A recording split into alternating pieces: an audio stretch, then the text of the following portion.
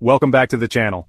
In today's video, we're diving into a bold market take from Tom Lee, yes, that Tom Lee from Fundstrat Global Advisors, who just made waves again during his appearance on CNBC's Closing Bell, alongside Professor Jeremy Siegel and Wells Fargo's Chris Harvey. Tom didn't hold back. He said something that instantly caught my attention. This inflation panic is dead wrong, the fears are overblown. He's basically saying that the market is smarter than the Fed right now. Now that's a big statement, and one worth unpacking. In just a moment, I'll play you the full clip of that interview so you can hear exactly what Tom said for yourself. Then, I'll give you my reaction, break down what it all really means for investors like us, and explain why this moment could mark a major shift in how the market is moving, with or without the Fed's blessing. And after that, I'll share my pick for the best AI stock to buy right now, especially if you believe, like Tom does, that the market is pricing in what the Fed still hasn't caught up to. If you only watch one video today, make sure it's this one, and watch it all the way to the end. Trust me, you'll walk away smarter. Go ahead and hit that like button. Let's see if we can smash 1,000 likes on this video. Make sure you're subscribed so you never miss a beat when it comes to market updates and stock insights. And drop your thoughts in the comments. Do you think the market's ahead of the Fed right now? Alright, let's get into it. Here's what Tom Lee had to say. I do. One of the things that I think helps is if you go to the May CPI report, core inflation was 0.13% month over month. The goods component was in deflation, which is affected by tariffs. And then if you look at core, the two biggest contributors were housing and auto insurance. That was 0.14. So outside of housing and auto insurance, we had deflation in the May CPI report. I don't think tariffs are going to cause housing prices to go up, nor is it going to cause auto insurance. So to me, the Fed is, I think, shifting to looking at expected tariffs, but not realizing the real driver of inflation. 75% of inflation since 2019 was housing and auto insurance. Those are both actually starting to cool. So are we all, not we, you, three, all suggesting that the Fed, I think the professor already said as much, that the Fed should cut rates in July? Harvey, you first. It sounds like yes. So what the Fed has said, and which I agree with, the Fed's saying, hey, the economy's still strong. We still have time to take a wait-and-see approach. It's in our best interest to do that. And I don't think they're going to move in July. I don't think they should move in July, but I do think later this year. You don't think they should move in July? No, I think they can take their time. I think they can take another meeting or so, let the data come in, convince themselves of what they need to convince them of, and then we'll normalize later in the year. And then we can all just move forward. So, Tom, do you agree with that? I mean, you agree that Waller might be jumping the gun here with calls for July? I think if we looked at the Fed's framework that they've repeated in statements over the last 8 meetings about data dependence, then they should have cut, or they should be cutting in July. So I think this last meeting seemed to have changed the guideposts from data dependence to forward-looking expectations around tariff inflation that I think is why markets are starting to question the Fed's rationale. And Professor Siegel points it out, long-term inflation expectations are lower today for 1 year forward than they were in December. So we've gone through a full tariff liberation day and expected inflation's lower. Yields are actually lower. I think the market is moving ahead of the Fed and saying the Fed should be cutting sooner. So at what point is the market going to get, Tom, too upset by the pace that appears to be slower than it would like? Well, there could be an accident, right? Because I think what we are ignoring is housing is choking and collapsing under the weight of higher interest rates. And the labor market isn't as strong as it appears. I mean, when we look at the ability to get a job, it's much harder. So as Professor Siegel says, there's long and variable lags. There could be an accident where the Fed will have to panic. So I think that's something we have to watch in the incoming data. When you say accident, what do you mean? On the long end of the curve, like rates go up too much? What do you mean? No, I think that there could be a point where the Fed suddenly realizes the risks are actually to the downside for the economy weakening. And so the Fed will actually have to respond to an economy that they're strangulating and really fighting what they believe is a supply shock inflation. So I'm a little concerned that the Fed could be late if they continue to hold. Adds to the uncertainty, the Fed's roadmap and the Middle East, you throw that into the mix too. We're not really sure what's going to happen there. What's your best idea now in light of all that? Best idea is still AI. AI has run but it's still, if you're looking 12, 24, 36 months out, it's still that AI trade. This is not like the late 90s. The player's not like the late 90s. The opportunity's not like the late 90s. This has legs. The AI diffusion, the Mitigation of AI Diffusion Act has given it legs, and we will continue to see AI. That is the U.S. secular robust trade. That is the trade that you need to be in if you're not in already. Tom, you guys sound like you're sharing research. Yeah. I mean, I broadly agree. I might add that I think interest-sensitive groups are going to benefit because they're going to start to look forward and realize the Fed, if they are a little slower this year, they're going to be more dovish next year. That's good for financials. You know, it is good for the industrials, really good for Bitcoin and small caps as well. Professor, when you look at the tech trade, do you feel like the stocks are overvalued, or do you believe Harvey, which says, no, they're giving you every reason and they keep telling you and proving to you, including in the most recent earnings season, exactly why money should still go to those stocks? Well, AI is very important, and certainly those companies, I think, will continue to prosper. But let's not forget about the AI users.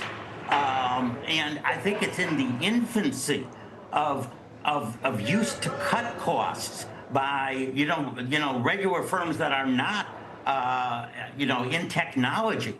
And I think in some ways tariffs might be one of the things that pushes them to more intensively use AI to cut costs. We saw during the pandemic, all of a sudden, people use Zooms. They saw, well, I don't have to have a business meeting, in Chicago or someplace around the world. We could use other technologies that did cut costs at that time. And so the users could benefit in the future as much as the producers in the AI technology space. So, I'm very optimistic about firms implementing AI to cut costs, maintain margins, or even maybe expand them despite the tariffs. Are we going to be okay, Chris, this next earnings season? We were better than expected in the last one. Right. And I don't know what's going to be in the next one, but what about this one that's coming up after the second quarter earnings? I think so. Everything we're seeing from the consumer is still okay. You're seeing some weakness, but not a ton. CapEx still really strong. The shock from April really hasn't affected things all that much. I think if you have that weakness, but we get some progress on trade and tariff, people will look through it. But if you're asking the question, are numbers going to be solid? Numbers will be solid. Yeah. Tom, you agree with that? I do. I mean, I think companies have proven many times over the last 5 years that they are incredibly resilient and adaptive. This is really the fifth shock that they've absorbed. I do think one of the consequences of sort of surviving COVID and fastest hikes in history and now this tariff shock is that investors are going to start to assign higher multiples to the companies that are succeeding. So I do think PE expansion is a theme we should think about the next 12 months. All right, we'll leave it there, everybody. Good weekend to all. Professor, thank you as usual, and Tom and Chris, we'll see you again soon. Before we dive into the company specifics, let's talk about education. This video is sponsored by Value Stocks Investing Master Course. If you're looking to grow your wealth by investing in solid, undervalued stocks but not sure where to start, I created the Value Stocks Investing Master Course to teach you how to identify great companies, make smart investment decisions, and build a portfolio that lasts. Click the link in the description and pinned comments to get the course today and take control of your financial future. Now let's get back to the main event. So Tom Lee jumps right into the conversation by pushing back on the widespread fear about inflation, especially inflation caused by tariffs.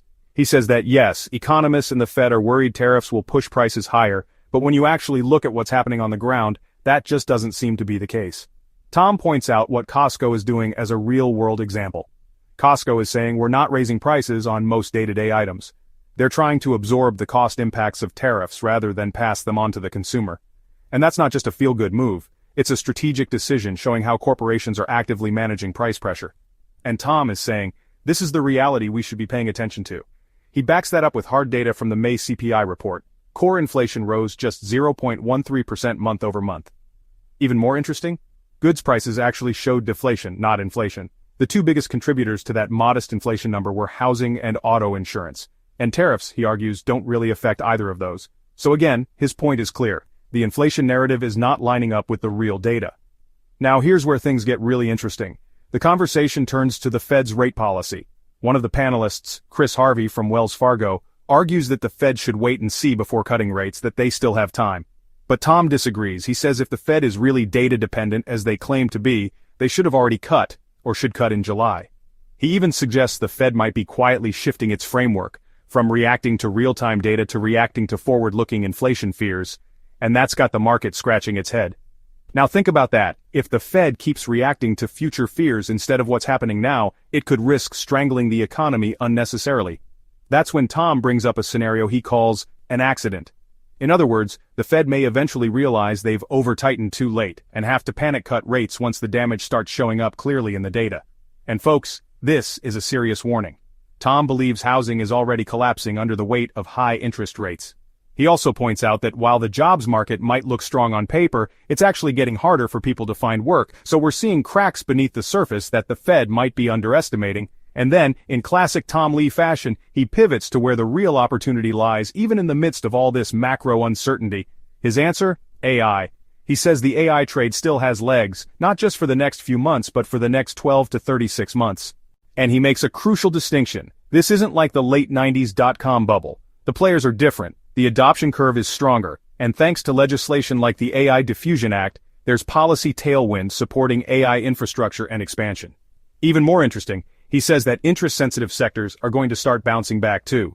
As investors begin to realize the Fed will likely be more dovish in 2025, that opens up upside for financials, industrials, Bitcoin, and small caps. Now that's a bold call. Then, Professor Jeremy Siegel jumps in with a brilliant insight. It's not just AI companies that will benefit, but also the companies that use AI to cut costs and boost margins. He compares it to how Zoom and remote work tools exploded during COVID, not just the platforms but the businesses that integrated those tools to save money and boost productivity.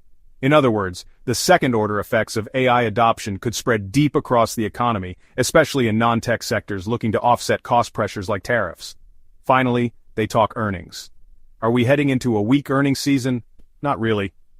Tom Lee and Chris Harvey both agree companies are proving again and again that they're resilient. Despite shocks like COVID, historic rate hikes, and tariff noise, businesses have adapted quickly. In fact, Tom says this is the 5th major shock companies have absorbed in 5 years. And what happens when companies survive that many shocks? Investors start rewarding them with higher price-to-earnings multiples. So, his bottom line? Expect PE expansion over the next 12 months, especially for firms that have shown they can take a punch and keep moving forward. So what's the takeaway here? Tom Lee is painting a very different picture from the one you hear in the headlines. Inflation is cooling, not accelerating. The Fed might be misreading the moment and risking a policy mistake, but underneath all that, strong companies are adapting, and the next big leg of growth may come from AI and interest-sensitive sectors. If Tom's right, now might actually be a good time to look at high-quality stocks that are either leading in AI or benefiting from lower rates in the future. I hope that gave you a clearer breakdown of what was said, and more importantly, what it means for your portfolio. If you got value from this breakdown, smash that like button, share it with a fellow investor, and drop a comment below. What do you think the Fed should do next? Now let's get down to business and uncover this incredible tech stock opportunity. The best AI stock to buy. Now that I'm talking about is Advanced Micro Devices, better known as AMD. Founded in 1969, AMD has spent decades at the heart of the semiconductor industry, quietly powering everything from personal computers to the world's most advanced gaming consoles. For years, AMD was best known for its high-performance CPUs and gaming GPUs, earning a loyal following among gamers and PC enthusiasts. But the real story is how AMD has pivoted, transforming itself from a consumer hardware powerhouse into a major player in the data center and artificial intelligence markets. This transformation didn't happen by accident. Under the visionary leadership of CEO Dr. Lisa Su, AMD has gone from being an underdog, often overshadowed by larger rivals, to a formidable competitor that's now setting the pace for the entire industry. Today, AMD is a new company, more focused, more innovative, and more powerful than ever before. Its teams are pushing the boundaries of what's possible in computing, from the smallest devices to the largest data centers. AMD's entry into AI didn't happen overnight. It's the result of years of strategic acquisitions, relentless research and development, and a commitment to building a robust ecosystem that supports both hardware and software innovation. Their deep expertise in high-performance computing gives them a unique edge, one that's hard for competitors to match. AMD's chips are now powering everything from scientific research to cloud-based AI applications. If you're tracking the future of technology, this is a company you'll want to keep on your watch list. What truly sets AMD apart is its relentless drive to innovate. The company is winning over data center and cloud customers with solutions that are not only powerful, but also energy efficient and cost effective. Now, AMD is channeling that same drive into the AI accelerator market, developing cutting-edge chips designed to handle the most demanding machine learning and artificial intelligence workloads. The tech industry is hungry for competition, and AMD is stepping up to deliver. Their presence is shaking up a market that was once dominated by just a few players. Already, AMD is securing major wins with top cloud providers and forging partnerships that will shape the future of computing. While others basked in the spotlight, AMD quietly built a foundation for a massive assault on the AI chip market, investing in talent, technology, and infrastructure. This is a story of engineering excellence, bold leadership, and perfect timing, where preparation meets opportunity. As the world races into the era of artificial intelligence, AMD is poised to become a primary architect of the AI revolution, shaping the future of technology for years to come. In the AI gold rush, the company with the best shovels wins, and AMD's Instinct MI300X accelerator is that weapon. This isn't just another GPU, it's engineered for the massive demands of large language models and generative AI. The MI300X boasts 192 GB of HBM3 memory, more than its main competitor, allowing larger, more sophisticated models to run efficiently. This reduces complexity and lowers costs for enterprises scaling AI infrastructure. Built on AMD's next-gen CDNA3 architecture, it delivers a leap in performance for both AI training and inference. AMD's open-source ROCm software platform makes it easy for developers to adopt their hardware. By embracing an open ecosystem, AMD avoids vendor lock-in and builds a powerful developer community. They're not just building a chip, they're delivering a complete solution. The MI300X is setting a new standard for AI data centers. AMD's strategy goes beyond one product. They're executing a multi-pronged assault on the AI market. They're working with major cloud players like Microsoft and Oracle, integrating the MI300X into their offerings. This validation from industry leaders signals AMD's technology is ready for prime time. The AI chip market is massive, with demand from cloud providers, enterprises, and sovereign AI initiatives.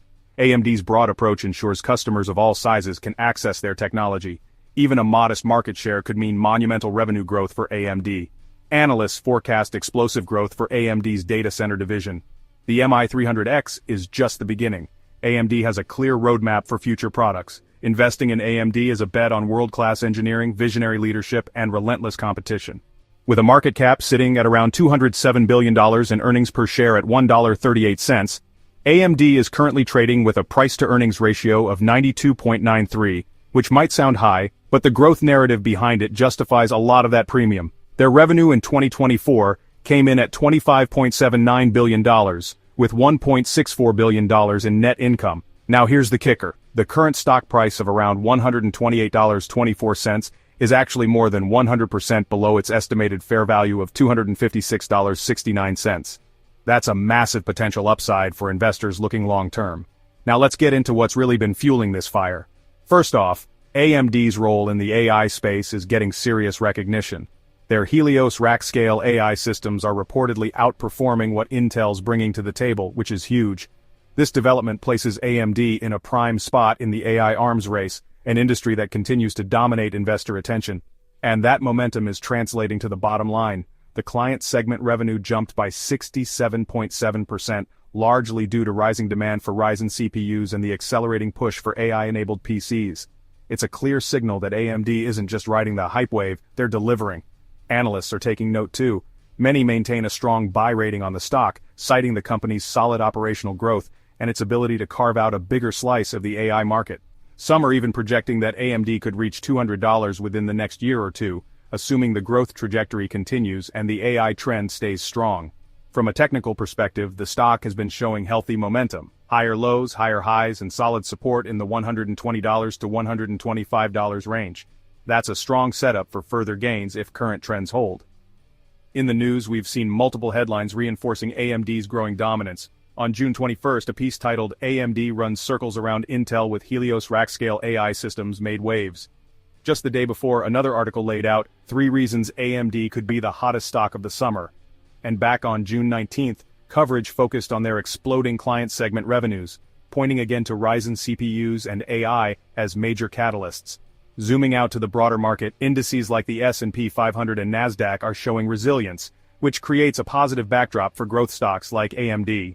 In a stable or slightly bullish macro environment, strong companies with clear competitive advantages like AMD tend to outperform.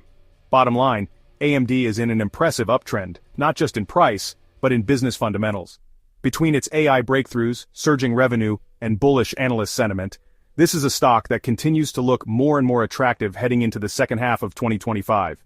If you're looking for exposure to next-gen computing power with real staying power, AMD deserves a serious look. Identifying a great company like AMD is just the start. Building a resilient, profitable portfolio requires deeper investing knowledge. If you're enjoying these stock tips and you're ready to level up your investing skills, I've got something game-changing for you.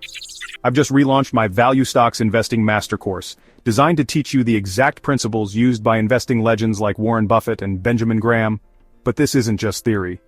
You'll learn how to spot undervalued companies using real-world metrics, build a high-quality portfolio, and protect your investments no matter what the market throws at you. Whether you're just starting out or want to sharpen your strategy, this course gives you the tools and confidence to grow real, long-term wealth. It's packed with step-by-step lessons, powerful insights, and practical strategies you won't find anywhere else. So if you're serious about investing smarter and building a future you're proud of, click the link in the description and pinned comment to join today. Want to take your investing to the next level? Join the Stocks Galore Patreon. Get exclusive insights, deep dive analysis, and personal trade alerts. Patreon is our inner circle, a direct, noise-free space for market conversations. Access detailed research, weekly commentaries, and Quanda sessions. Join a community of passionate investors sharing ideas and strategies. In today's market, a strong network is invaluable. Choose your tier and get real-time alerts and exclusive tips. Don't miss out. Join our inner circle and accelerate your financial goals. We've explored the AI revolution, witnessed AMD's remarkable rise, discussed the critical role of education, and highlighted the undeniable power of community. Each of these elements is shaping the future in ways we're only beginning to understand. The world is evolving at a pace that demands not just awareness, but action. The opportunity is clear. The ball is in your court. Whether you're an investor, a tech enthusiast, or someone simply curious about the future, now is the time to consider your next move. AMD's story is one of relentless innovation and perfect timing in the fastest-growing market on the planet. Their journey is a testament to what's possible when vision meets execution. The demand for AI hardware isn't just a passing trend, it's a powerful long-term force that will continue to propel companies like AMD forward for years to come. The infrastructure being built today will shape the digital landscape of tomorrow. Do you believe AI will reshape our world? The evidence is everywhere, from smart cities to personalized medicine, and the pace of change is only accelerating. Do you believe AMD can win in this new era? Their track record is impressive, but the competition is fierce and the stakes are higher than ever. Every investment decision is personal. So take the time to do your research, weigh the risks, and make choices that align with your goals and values. My goal is to spotlight incredible opportunities and provide you with the insights you need, but ultimately, the decision is yours to make. Here's a question for you. Besides hardware, what do you think is the biggest challenge or opportunity for AMD in the AI space? Is it software, partnerships, or something else entirely? I'd love to hear your thoughts in the comments. Thanks for joining me today. I hope you found this analysis actionable and thought-provoking. Your engagement and curiosity drive these conversations forward. The world is changing fast. Those who prepare, adapt, and stay informed will be the ones to reap the rewards in this new era of technology. If you enjoyed this, please like, share, and subscribe for more deep dives into the future of tech and investing. See you next time.